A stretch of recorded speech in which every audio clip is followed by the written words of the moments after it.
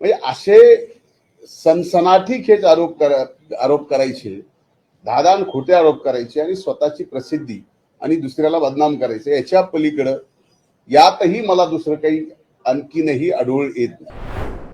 शेतकऱ्याला पेरणीच्या अगोदर कुठल्या गोष्टी कधी लागतात, काय नाही,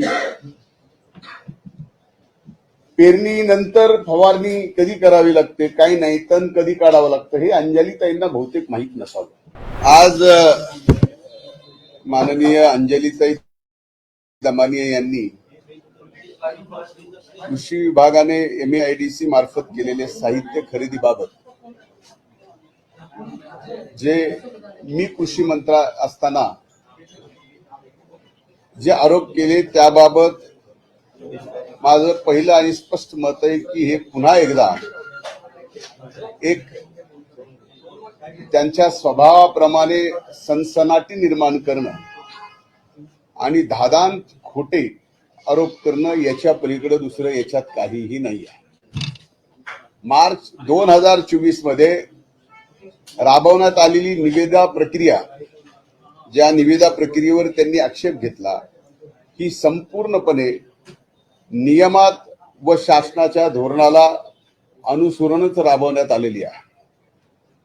त्यांनी केलेले आरोप हे केवळ फक्त आज या कृषी विभागाचे काढलेत म्हणून नाही. आपण मागचे आज 58 आम्ही दिवसच मोजतोय, मागच्या 50 दिवस ते वेगवेगळे आरोप माझ्यावर करतच आलेले आहेत.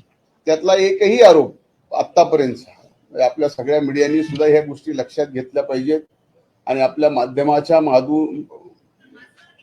माध्यमातून महाराष्ट्राची जनता जी पाहते ते सुद्धा लक्षात घेतलं पाहिजे की एक आरोप असाच त्यांनी केला होता की स्वर्गीय संतोष देशमुख यांच्या हत्या प्रकरणामध्ये की जे हत्यारे आहेत, काही आरोपी जे पकडायचे राहिले होते, त्यांचा मर्डर झाला.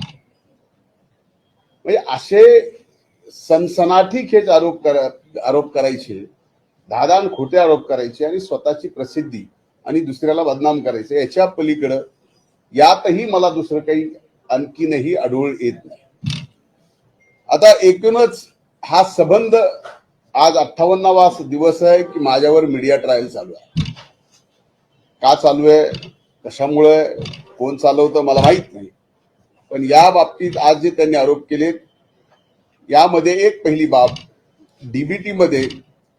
डीबीटीत काय असावं आणि काय नसावं, कोणतीही बाब डीबीटी मधून वगळण्याचे अथवा समाविष्ट करण्याचे संपूर्ण अधिकार हे नियमातील तरतुदीनुसार माननीय मंत्री, म्हणजे कृषी त्यावेळेस मी असताना माननीय मुख्यमंत्री यांचे आहेत.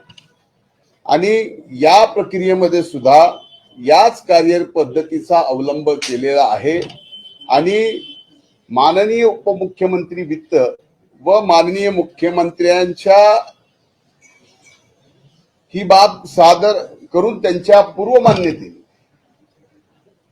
ही प्रक्रिया अंतिम केलेली आहे.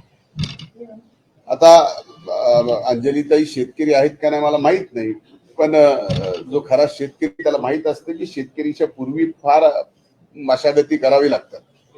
पेरणी व पेरणी उत्तर कार्यासाठी लागणाऱ्या बाबी या मान्सून पूर्वी तयारी करून ठेवाव्या लागतात.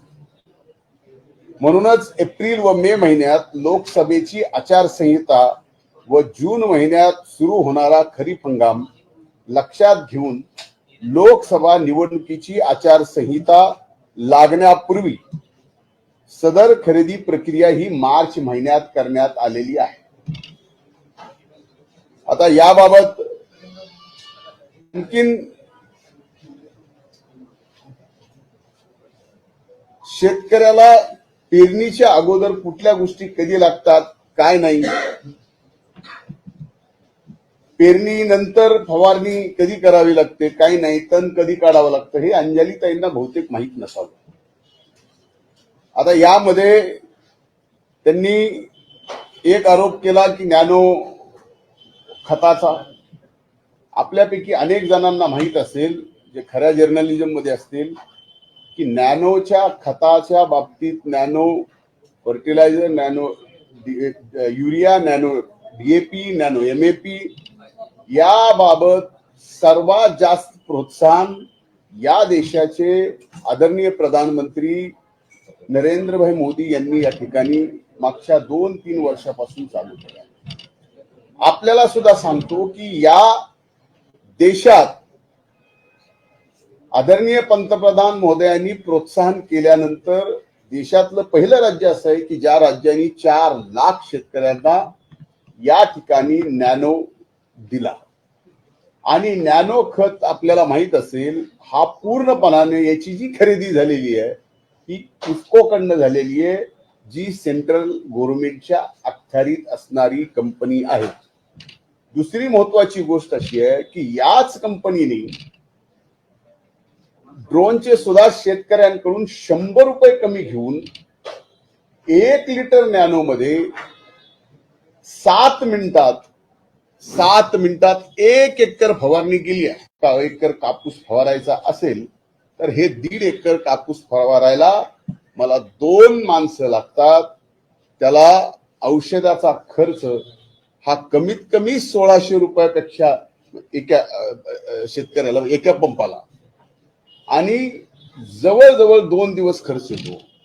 1.5 एकर कापसाचं रान फवारायला 1600च्या वर औषध, मजुरी वेगळी आणि पंपाचा किराया वेगळा. आता त्यामध्ये फरक काय पडला नॅनो या ठिकाणी वापरून, की हे नॅनो मिळाला सरसकट. म्हणजे नॅनोची किंमत ही आजही तुम्ही काढा, माझं चॅलेंज आहे, काश्मीर पासून ते कन्याकुमारी पर्यंत एकच आहे. आणि त्याच्यापेक्षा कमी दरात या ठिकाणी नॅनोच्या खताची खरेदी केली गेली आणि 4 लाख शेतकऱ्यांना देण्यात आलं. 4 लाख शेतकऱ्यांची फवारणी, म्हणजे विचार करा त्यांचं, म्हणजे 7 मिनिटात जर 1 एकर फवारणी होत असेल आणि तेही 200 रुपयामध्ये, आणि 600 रुपये फक्त ड्रोनचा खर्च, म्हणजे खर्च झाला 600 रुपये एकरी, आणि वेळ वाचला किती, 1.5 दिवस. आता हा नॅनो प्रकारच असा आहे की जी फवारणी करताल ती फक्त त्या रोपांवर, त्या झाडावरच जाते. 80%, 20% खाली पडते, पण त्यांनी पोल्युशनही होत नाही, जमिनीचा पोतही खराब होत नाही. हे शास्त्र आहे.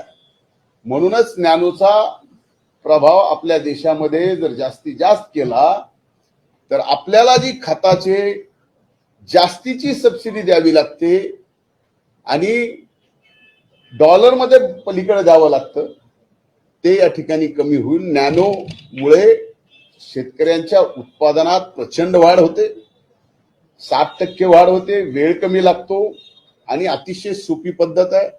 त्यामुळे या ठिकाणी नॅनोच्या बाबतीमध्ये, आणि मला अभिमान आहे सांगायला की 4 लाख शेतकऱ्यांना या देशातलं पहिलं राज्य म्हणून महाराष्ट्र ओळखलं जातं.